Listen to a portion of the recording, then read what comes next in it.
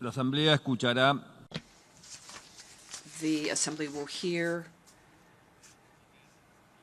an address by the Prime Minister of the Islamic Republic of Pakistan, His Excellency Imran Khan. May I request protocol to escort His Excellency. I have great pleasure in welcoming His Excellency Prime Minister of the Islamic Republic of Pakistan, and I invite him to address the General Assembly. Bismillah ar-Rahman ar-Rahim. Iyyaka na'budu wa iyyaka nasta'in. Mr. President, Honorable Secretary General, Excellencies, ladies and gentlemen,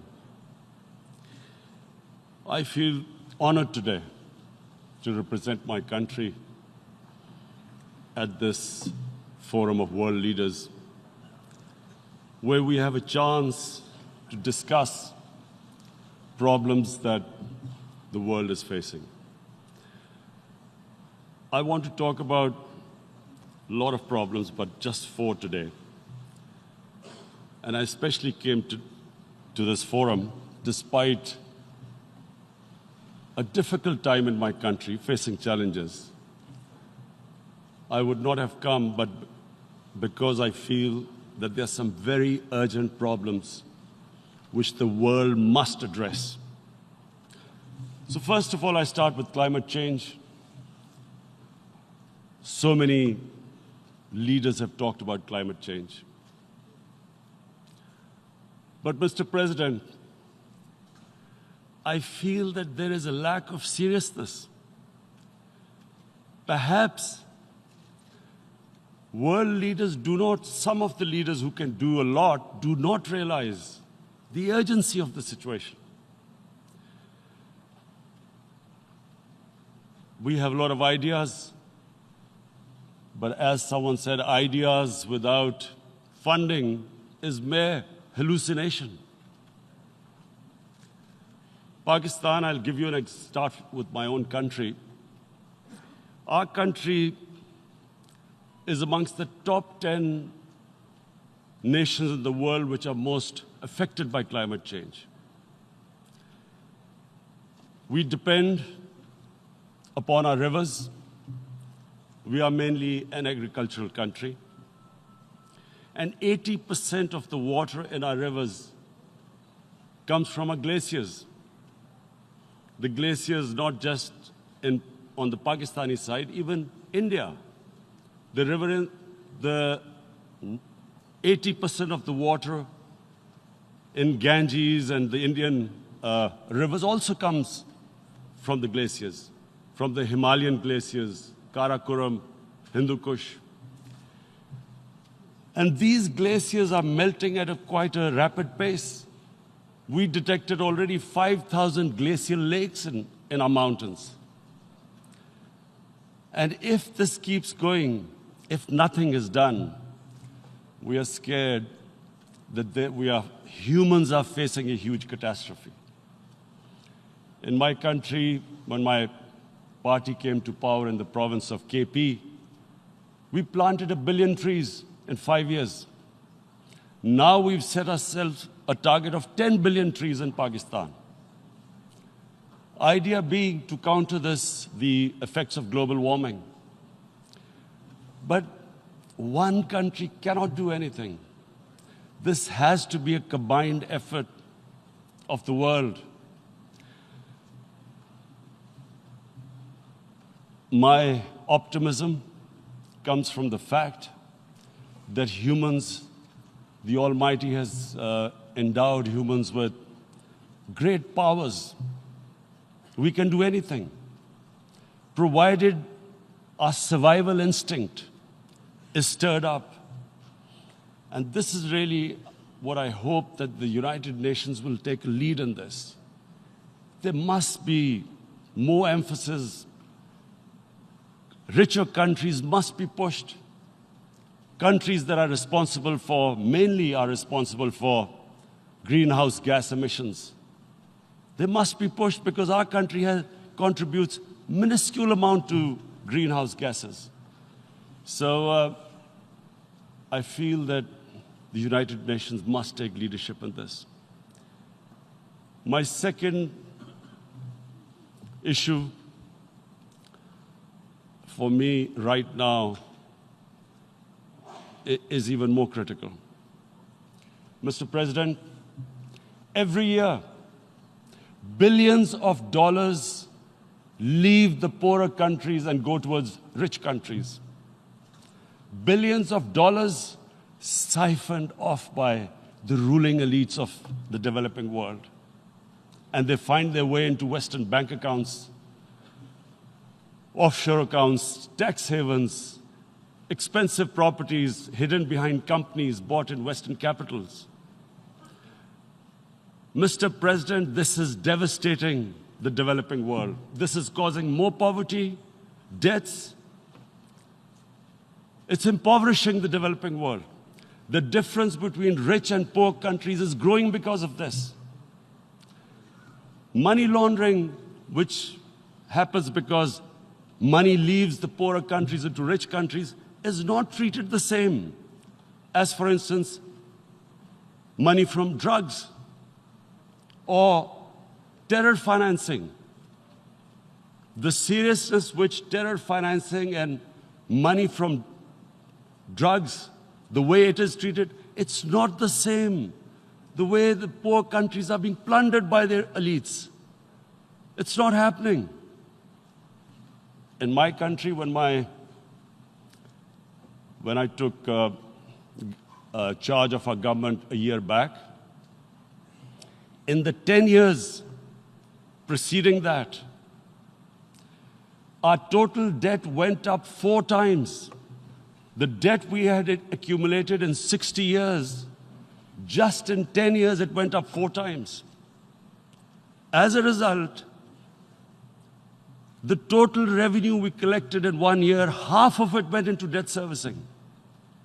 How are we going to spend money on our human beings, 220 million people, when half the money is going into debt servicing?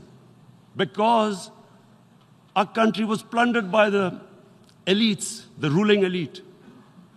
And easily they could get the money out. And when, Mr. President, we located properties in Western capitals bought by this money through corruption and money laundering, located the properties of these corrupt leaders, we find it so difficult to retrieve it.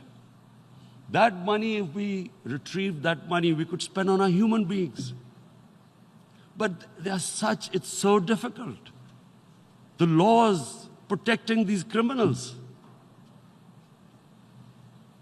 We do not have the sort of money to have expensive lawyers and spend millions and millions of dollars. We need help from the rich countries. And, Mr. President, it's critical. The rich countries must show political will. They cannot allow this to happen. How can the poor countries spend money on human development, which the United Nations asks, SDG?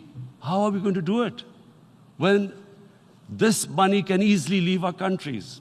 So, unless the rich countries intend to build walls to stop economic refugees coming as we see right now, they must take action.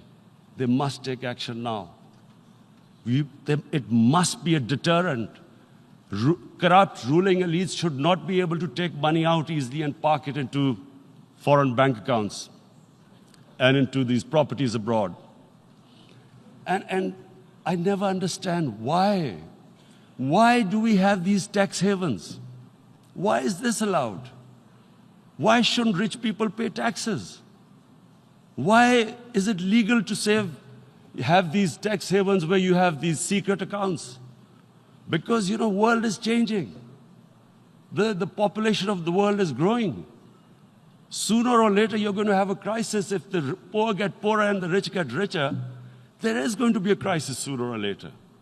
So this is my second point. I hope that the United Nations takes a lead in this. It involves the IMF, the World Bank, Asian Development Bank. They must find a way of stopping this plunder of the developing world. My third point is Islamophobia. There are 1.3 billion Muslims in this world. There are millions of Muslims living in other countries, European countries, in the US, as minorities. Islamophobia, since 9/11, has grown at a pace where it is alarming. Human communities live together. There should be understanding amongst them. But Islamophobia is creating a division. Muslim women wearing hijab, it's become an issue. It's become an issue in some countries. Hijab is some sort of a weapon. A woman can take off her clothes in countries, but she can't put on more clothes. How is this happening? Because of Islamophobia. And how did this Islamophobia start? After 9/11. And why did it start? Because certain Western leaders equated terrorism with Islam. Islamic terrorism. Radical Islam. What is radical Islam? There is only one Islam. And that is the Islam we follow of Prophet Muhammad sallallahu alaihi wasallam. There is no other Islam. Radical Islam, Islamic terrorism, what message did they send to people in the West? And why is there Islamophobia? How is a person in New York, in the Midwest, in the US, in European capital, how is he going to distinguish between who is a moderate Muslim and who's a radical Muslim? Because terrorism has nothing to do with any religion. This Islamic terrorism, Islamic radicalism, and sadly used by leaders, this has been the main reason for this Islamophobia. And it has caused pain amongst Muslims. We in Muslim countries watch this Islamophobia traveling abroad, and it's getting worse. And may I just say, Mr. President, that in European countries, it is marginalizing Muslim communities. And we all know that marginalization leads to radicalization. Some of the people who ended up as militants in Syria and other places were from marginalized Muslim communities. And my point here is that we must address this issue. I'm sad to say that we Muslim leaders have not addressed this issue either. After 9/11, when this thing came about war against radical Islam, rather than Muslim leaders trying to explain to the West that there is no such thing as radical Islam, in all human communities, they are radicals. They're liberals and rest are moderate. All human communities, Christians, Jews, everyone has it. But Islam is not radical, neither Judaism, neither Christianity, neither Hinduism. No religion preaches radicalism. The basis of all religion is compassion and justice, which differentiates us from the animal kingdom. But unfortunately, the Muslim leadership was so scared of being called radical Islam that all of them became moderates. In Pakistan, we were in the eye of the storm, and our government coined a phrase called enlightened moderation. No one knows what it meant.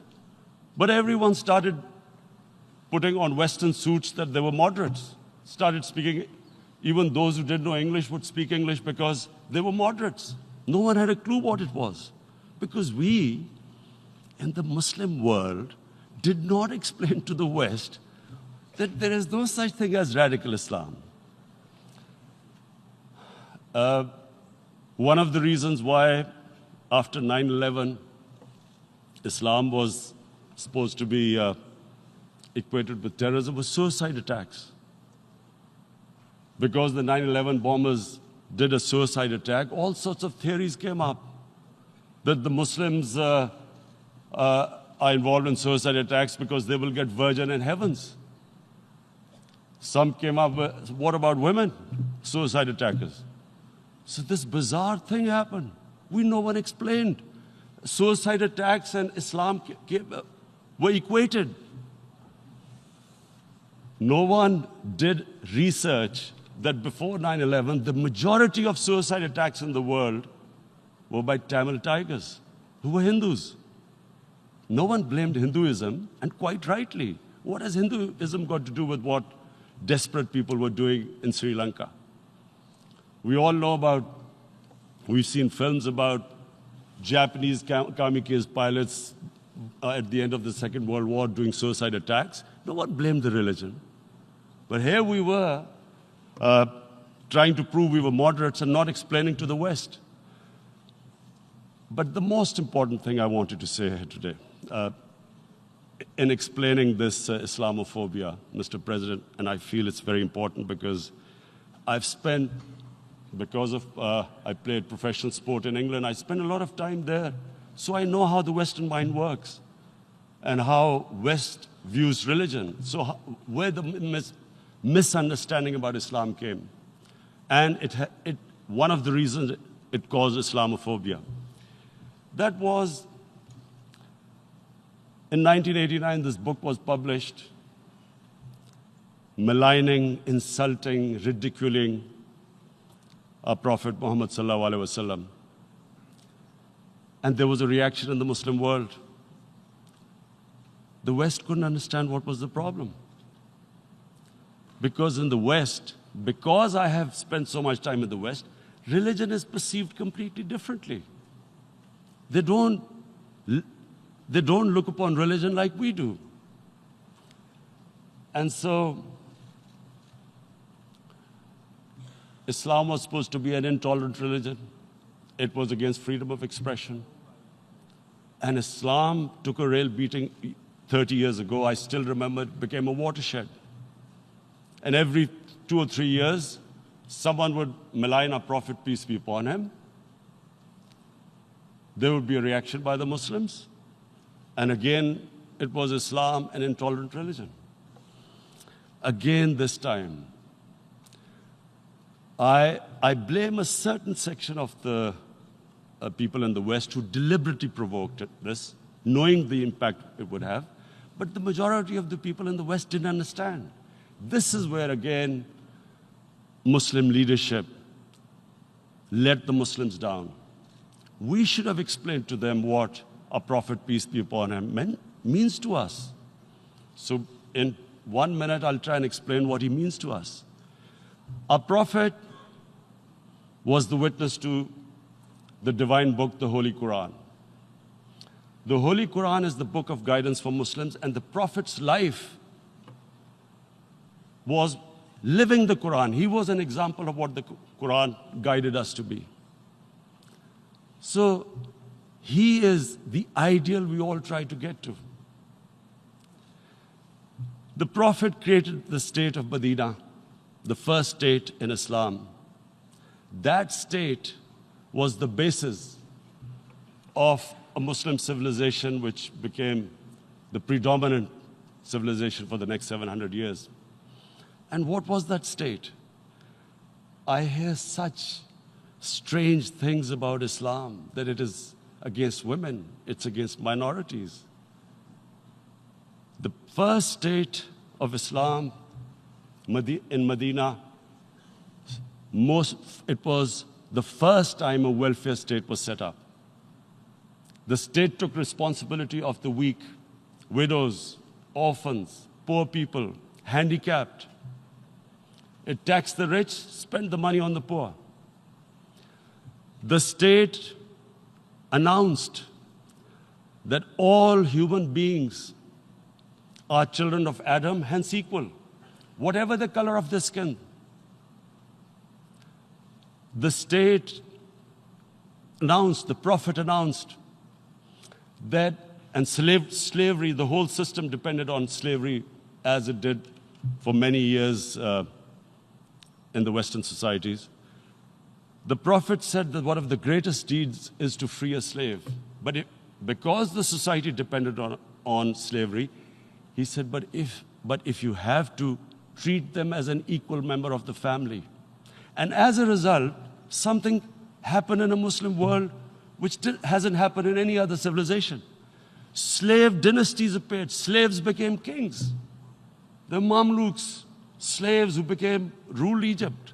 In India, there were slave dynasties. And then, with minorities, again, you hear that Islam is supposed to be against minorities. Let me just make this clear. In Islam, the Prophet announced that everyone was free to practice his religion. It was a sacred duty to protect the places of worship of all religions. He announced that every person is equal in front of law, whatever his religion or his color. And this incredible case, and I always quote this, that the fourth Khalifa, the head of state of Medina, he lost a court case against a Jewish citizen. So, number one, it showed there was a rule of law, no one was above law. And number two, that a Jewish citizen was an equal citizen. So, Mr. President, when a Muslim society is unjust to its minorities, it is going against the religion of Islam and our Prophet, peace be upon him. So, it is important to understand this. The Prophet lives in our hearts. When he's ridiculed, when he's insulted, it hurts. As we human beings understand one thing, the pain of the heart is far, far, far more hurtful than physical pain. And that's why the Muslims react. And I always thought that if I ever had the stage, I would try and explain this to the world community, especially to the Western community, because having lived in the Western community, people didn't understand this. When I first went as a teenager to England, there was a comedy film on Jesus Christ. It's unthinkable in Muslim societies. So we need to explain that, look, in a human community, we must be sensitive to what causes pain to other human beings. We have, in the Western society, and quite rightly, the Holocaust is treated with sensitivity because it gives the Jewish community pain. That's all we ask. That do not use freedom of speech to cause us pain by insulting our holy prophet. That's all we want. And now, the number fourth point, Mr. President, and this is the most critical point, is the reason why I especially came here. It is about what is happening in Kashmir. Before I go on this, I want to make one thing clear, that when we came to power, my first priority was that Pakistan would be a country which will try its best to bring peace. We had been through this war on terror. We joined the United States war on terror after 2001. And Pakistan went through one of its worst periods where 70,000 Pakistanis died and over 150 billion was lost to our economy. And Mr. President, I opposed the war because in the 80s, Pakistan had joined the Western countries in what was the freedom struggle then in Afghanistan against the Soviets. And it was funded by the Western countries. These Mujahideen groups, which were treated in guerrilla warfare, were trained by Pakistan Army, funded by the Western countries, and especially US, and they waged what was a freedom struggle in Afghanistan. The Soviets called them terrorists. We called them freedom fighters. 1989, the Soviets retreated. The Americans packed up and left. Pakistan was left with these groups. Come 9/11, Pakistan joined the United States in this war on terror. And now our government was supposed to, the reason why I opposed joining this war, because here we had indoctrinated them in jihad, meaning freedom struggle against foreign occupation. Now, because we had joined the US, and the US had occupied Afghanistan, now we were supposed to tell them that, no, this is not freedom struggle and jihad, it's terrorism. So that's why I tried to tell then government that, stay neutral because you will have leverage over them.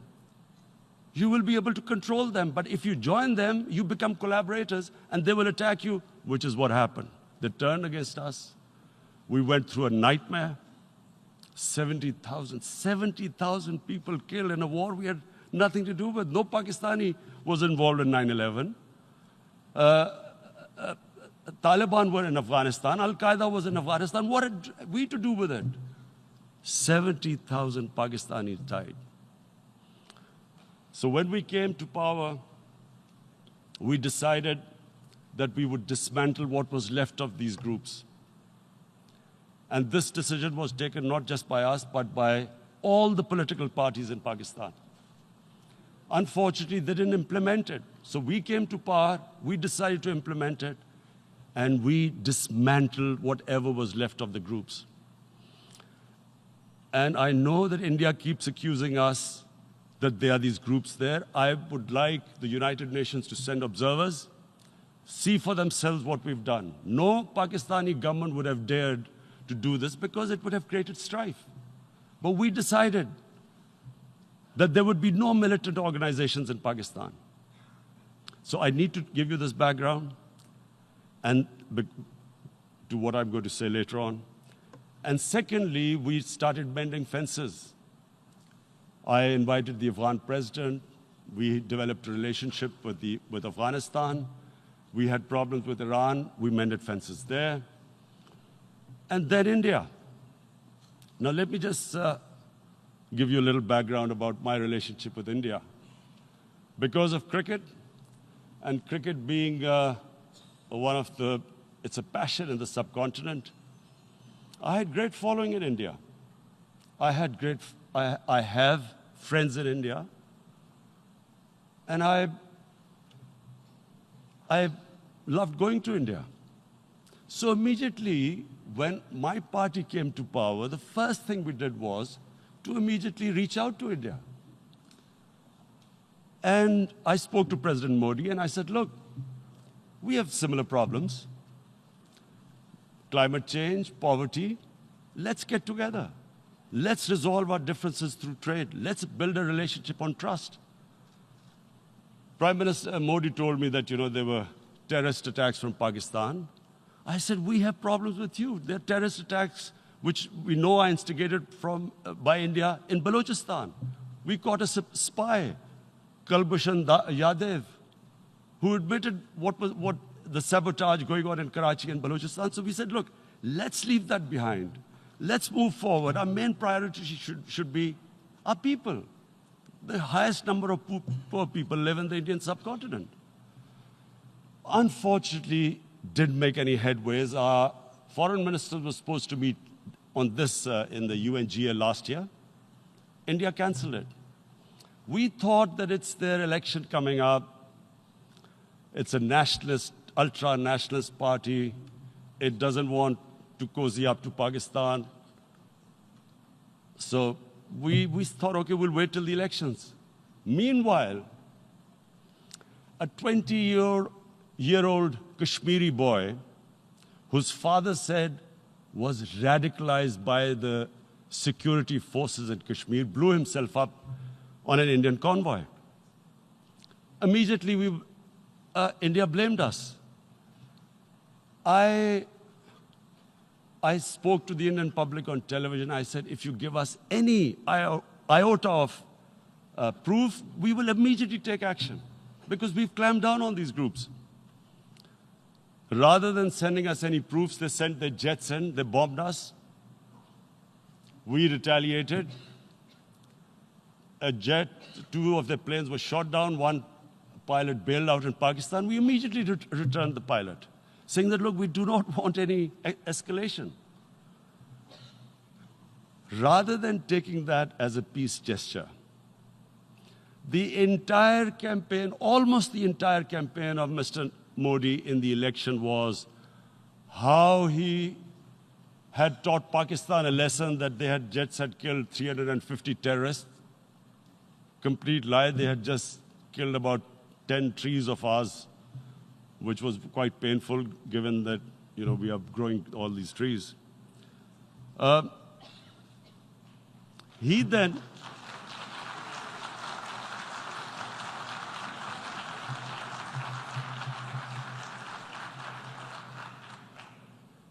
the election campaign, Mr. Modi used words like, this is just a trailer, the movie is about to start. I went into Pakistan and taught them a lesson. This was the election campaign. Okay, so we thought, us politicians make all these statements to win elections. So, okay, after elections, we'll get back to our normal relationship. Well, the moment the elections ended, we approached India.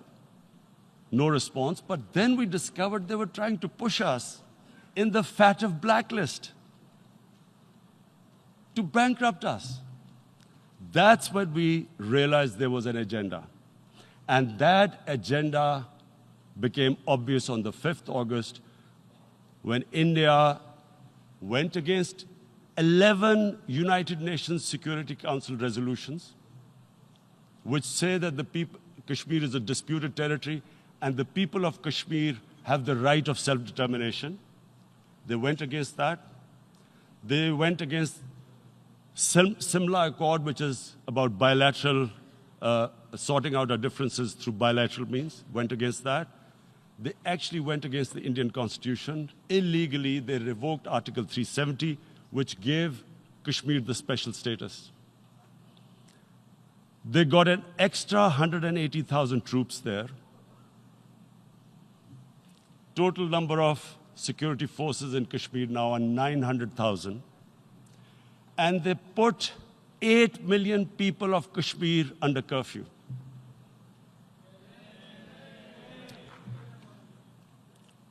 Mr. President, now I just briefly want to make the people understand, how can anyone do something like this? And for that, I have to explain to you what is RSS. RSS, Mr. Narendra Modi is a life member of RSS. RSS was an organization that was inspired by Adolf Hitler and Mussolini, came about in 1925. They believed in racial purity, racial superiority. They also believed they were an Aryan race like the Nazi believed they were an Aryan race. All that I'm saying can be verified. This is the time of information revolution. You can Google all this, what I'm saying. But it is very important for me to explain this to you so you know what is happening in India. This RSS believed in the ethnic cleansing of Muslims from India. At one point, there was racial superiority of the Hindu race. Secondly, it was hatred for the Muslims and for the Christians, because they believed that this golden age of Hindu civilization was stopped because of Muslim rule centuries back and then the British rule of India.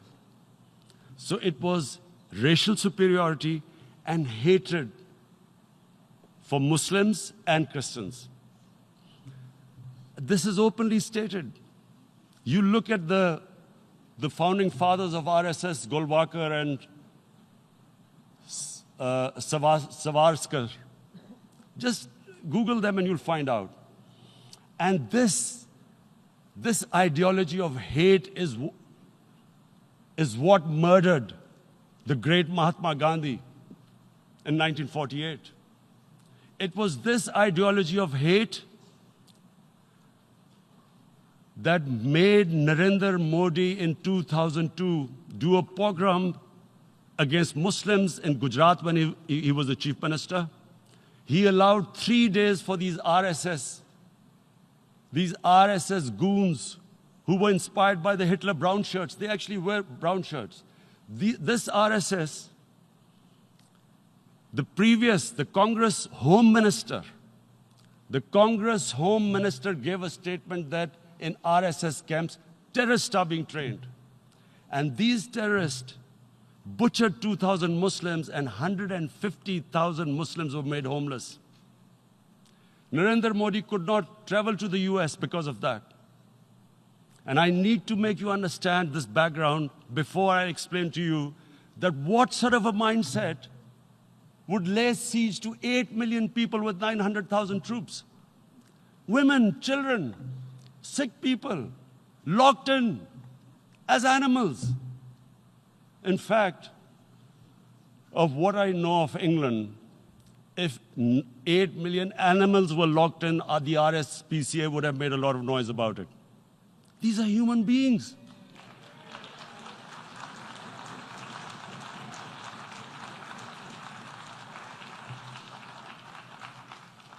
And Mr. President, what comes with racial superiority, these illusions of Aryan superior race, is arrogance. The two go together. And it's arrogance that makes people make mistakes and do stupid things. Cruel things like what Narendra Modi has done. It's sheer arrogance. And it's arrogance that has blinded him from the fact that what is going to happen when the curfew is lifted. Has he thought about it? This hasn't been thought through. What is he going to do when he lifts the curfew? Does he think that people of Kashmir will quietly accept the status quo because India has changed the constitution and taken away the special status? They'll accept that? Mr. President, 100,000 Kashmiris have died in the past 30 years because they were denied the right given by the United Nations, the right for self-determination. 100,000 have died and 11,000 women have been raped. There are 2 human rights, United Nations human rights reports on this. The world hasn't done anything because India is a huge market, 1.2 billion people. Sadly, the material prevails over the human. But this has serious consequences. Again, I repeat, that's why I'm here. Look, what is going to happen when the curfew is lifted will be a bloodbath. The people will come out. There are 900,000 troops there. They haven't come to, as Narendra Modi says, he's done this for prosperity of Kashmir. This is supposed to be for the development. These 900,000 troops, what are they going to do when they come out? There'll be a bloodbath. Has he thought it through what happens then? Mr. President, has anyone thought that what happens when there is a bloodbath? What do you think the impact will have on people of Kashmir? What do you think they will think? The way they have been boxed in their houses, treated like worse than animals, no rights. Thousands of all the political leadership has been arrested, taken out of Kashmir. Even those Kashmiri leaders who were pro-India have been taken out. 13,000 boys have been picked up and taken to God knows which destinations. So what do they think? What will the people of Kashmir do when they lift the curfew? They will be out in the streets. And what will these soldiers do? They will shoot them. They've already used pellet guns, blinded young boys. In the last 6 years, the 5 years, the oppression that has gone on in Kashmir.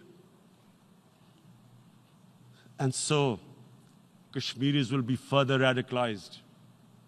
Mr. President, there will be another Pulwama. And guess what? India will blame us. They're already blaming us. They're saying all this is happening because of Pakistan. One of their defense ministers said, there are 500 terrorists lined up on the border to go in. Why would Pakistan send 500 terrorists when there are 900,000 troops? What impact are they going to make? What will they do? And why would? Don't we know that the moment there is some terrorist attack, all that will happen is there'll be further cruelty and oppression of the people of Kashmir. We will just give the 900,000 troops to further crush the people of Kashmir. And then we'll give the Indian government an excuse that, look, Pakistan is a terrorist state, and this mantra that has gone on, Islamic terrorism.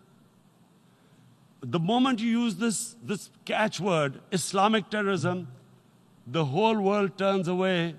No one talks about human rights. You can do whatever you want, which is what has happened in Kashmir, because they keep using this word, Islamic terrorism. And this is what they're doing right now. What do we benefit from further increasing the cruelty on the people of Kashmir? And why would we want this? But there is no other narrative left for India. As when they lift the curfew, whatever happens, Pakistan will be blamed, and there is always a danger of another Pulwama. They might come and bomb us again, and then another cycle might start. And what does Narendra Modi think? That 180 million Muslims of India are thinking right now. Aren't they watching these Kashmiris stuck inside for 55 days they've been stuck in? Aren't they watching? What do you think? Don't you think that the Muslims will be radicalized in India? And I'm talking about 180 million people. And when they get radicalized, there will be some incident in India somewhere down the line. Again, we will be blamed. And I'm warning you right now, again, we will be blamed. And, Mr. President, what about 1.3 billion Muslims who are watching this? And they know that it is only happening in Kashmir because they're Kashmiri Muslims. This is not happening to Kashmiri Hindus. They know that this is happening because of their religion. So what do you think they will be thinking? What do you think the Jewish community would think if there were, forget 8,000 Jews stuck like this? What do you think Europeans would think? What do we think? I mean, any human community, if their members are stuck like that, what do you think they will think? Are we a children of a lesser God? Is it not going to cause us pain? And then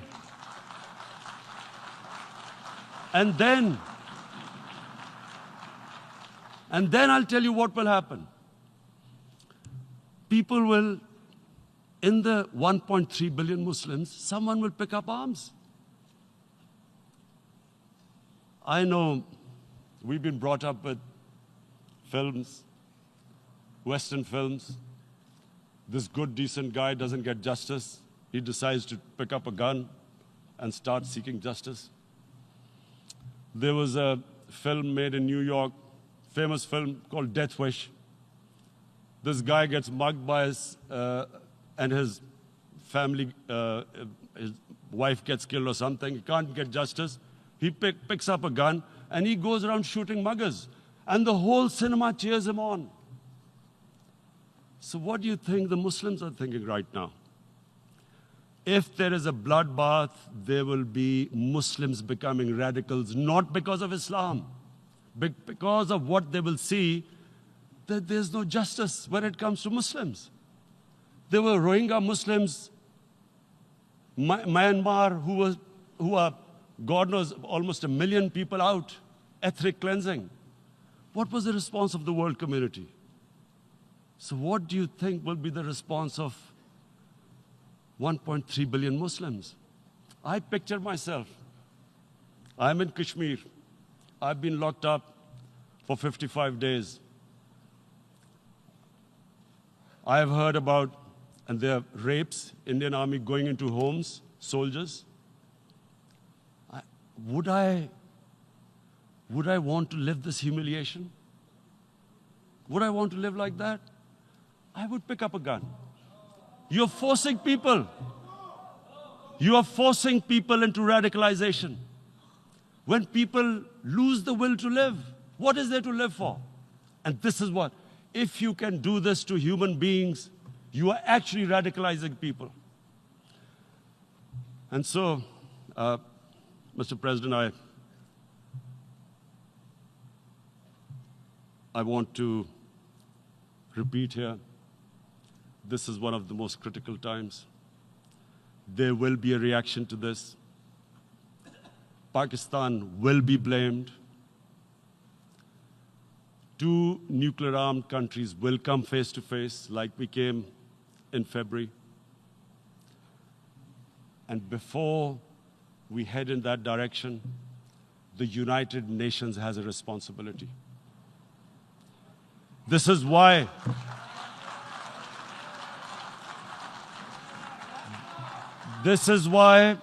the United Nations came into being in 1945. You were supposed to stop this happening. I feel we are back to 1939, Munich. Czechoslovakia has been taken, annexed. What is the world community going to do? Is it going to appease a market of 1.2 billion, or is it going to stand up for justice and humanity?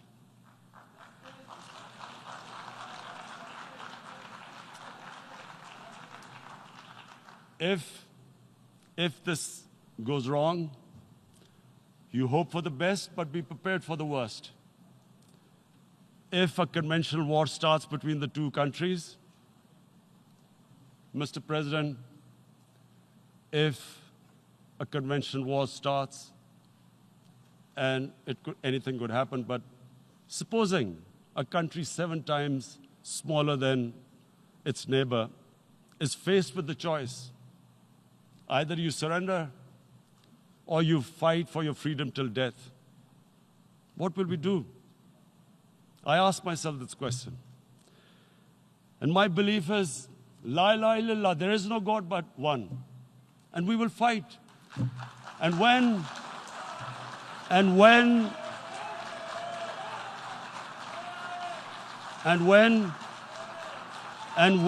a nuclear-armed country fights to the end, it will have consequences far beyond the borders. It will have consequences for the world, which is why I repeat I'm here. Because I'm warning you, it's not a threat. It's a fair worry that where are we headed? And I've come here to tell the UN, you've got to, this is a test for the United Nations. You are the one who guaranteed the people of Kashmir the right of self-determination. They are suffering because of that. And this is the time. This is the time not to appease like in 1939 appeasement took place. This is the time to take action. And number 1 action must be that India must lift this inhuman curfew, which has lasted for 55 days. It must free all political prisoners, and especially those 13,000 boys that have been picked up. Parents don't know where they've disappeared. And then the world community must give the people of Kashmir the right of self-determination. Thank you. En nombre de la Asamblea General agradezco. On behalf of the General Assembly, I would like to thank His Excellency, the Prime Minister of Pakistan, and I ask protocol to escort His Excellency.